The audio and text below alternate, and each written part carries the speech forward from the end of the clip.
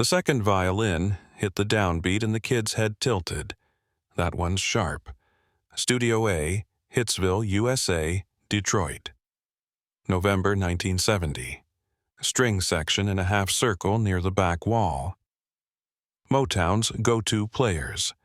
Session professionals who'd tracked hundreds of records. They'd played on My Girl. They'd played on I Heard It Through the Grapevine. They knew their instruments. They showed up tuned. Producer behind the glass. Headphones on. Arranger beside him.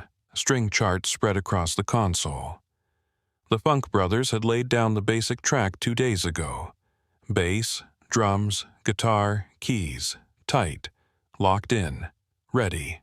Now, strings. Sweetening. The polish that made a Motown single sound like a Motown single. Jackson 5 against the side wall, folding chairs. Jackie, Tito, Jermaine, Marlon, waiting their turn for vocals. The kid sat at the end, legs swinging, sneakers not touching the floor, notebook open on his lap, lyrics in careful print. But he wasn't looking at it, he was listening. The concertmaster raised his bow. From the top, bar 17, string entrance, 4 bars.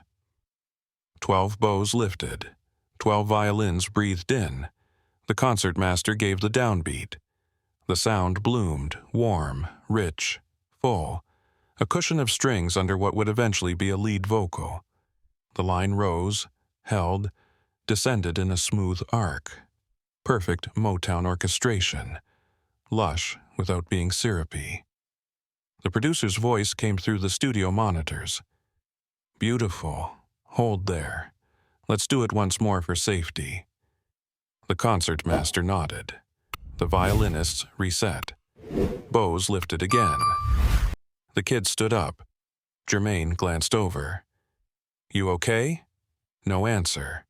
The kid walked toward the string section. Slow. Careful not to make noise. The concertmaster was counting the section in. The kid stopped 10 feet back, just outside the half circle. Watched. 12 bows came down. The line started again. Same lush warmth, same blend. The kid's eyes moved across the section. First violins left, second violins right. His gaze settled on the second row, third chair. A woman, 40s, silver hair pulled back, glasses.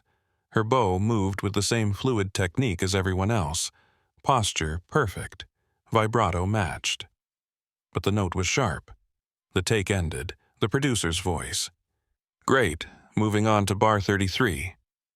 The kid raised his hand.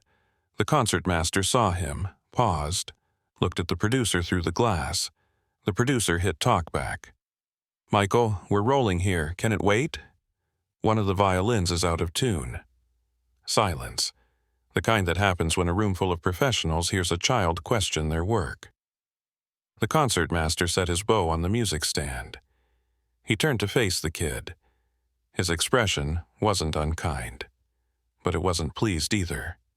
Son, we tuned before the session. I know, but one of them is sharp. The arranger leaned forward in the control room, frowning.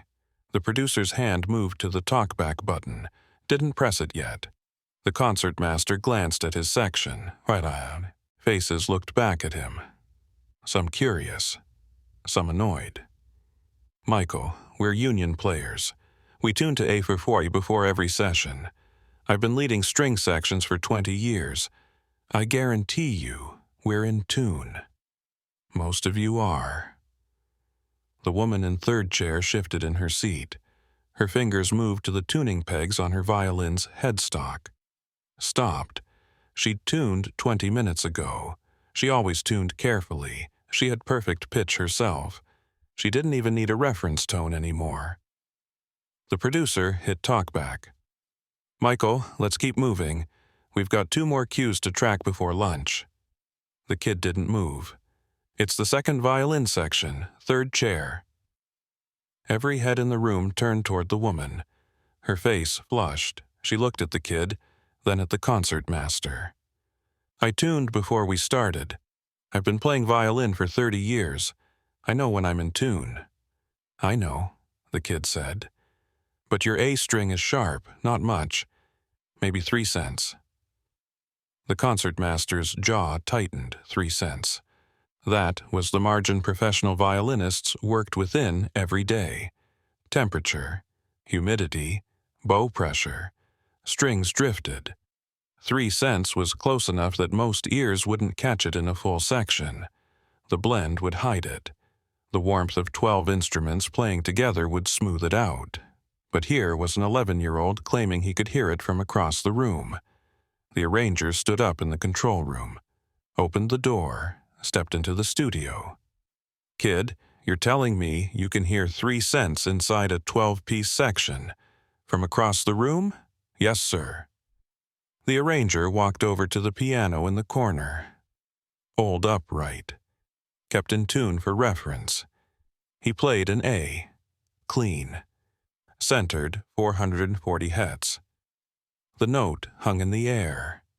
He looked at the woman. "Play your A string." She lifted her violin, set the bow, played the open A. The sound was clean, strong, bright, and sharp. Not by much. Just enough that when you heard it right after the piano's A, the interference pattern created a tiny shimmer. A barely there wobble in the air between the two pitches. Most people wouldn't notice. Most people would call it close enough. The arranger heard it. He didn't say anything. He just looked at the concertmaster. The concertmaster heard it too. The woman's face went pale. She lowered her violin, stared at the A string like it had betrayed her. "I tuned," she said quietly. "I always tune." The concertmaster's voice was even, not accusing, just stating fact. "Temperature in here's different than the hallway. String probably drifted after you came in." He walked to the equipment cabinet, pulled out a tuning fork, A440, struck it against his palm. The fork sang, pure silver tone that filled the room. He held it near the woman's violin. She plucked her A string. The fork and the string fought each other. The interference was audible now, a slow beating pattern, like a heartbeat. Two frequencies that weren't quite the same trying to occupy the same space. The woman closed her eyes, adjusted the fine tuner on her tailpiece. A quarter turn counterclockwise. Plucked again. The beating slowed. She adjusted again. Smaller, plucked, the fork and the string locked in. One sound, no shimmer, no wobble. She opened her eyes, looked at the kid. "How did you hear that from across the room?" He shrugged. "I just did." The concertmaster set the tuning fork down, looked at the kid for a long moment, then turned to his section. "Everyone check your tuning. We'll take it from the top in 2 minutes." The session rolled forward. The strings tracked their parts. The blend was perfect now. No hidden sharpness, no interference pattern buried in the lush warmth. Just 12 violins breathing as one. Michael sat back down on his folding chair. His brothers had watched the whole thing. Jackie leaned over. "How'd you know which one it was?"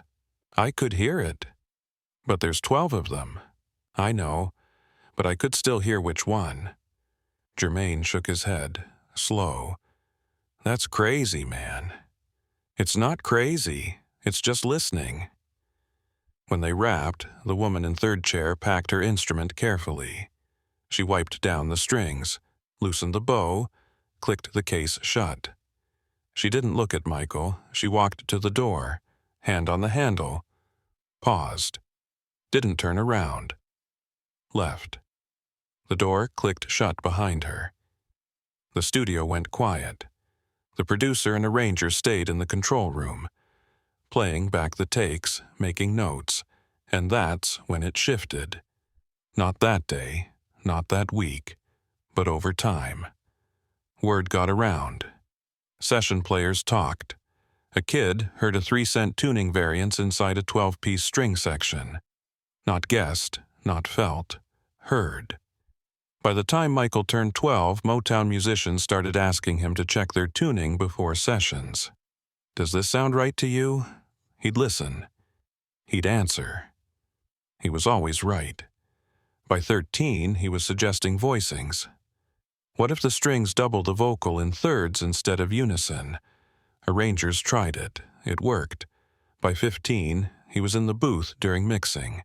That reverb's too long. The engineer would check. Michael was right. By 20, he was producing. And it all traced back to a moment in Studio A, Hitsville, USA, when an 11-year-old stopped a session because one violin in 12 was 3 cents sharp. The concertmaster kept the tuning fork. Years later, when Michael became the biggest artist in the world, a journalist asked what he remembered most about working with young Michael Jackson.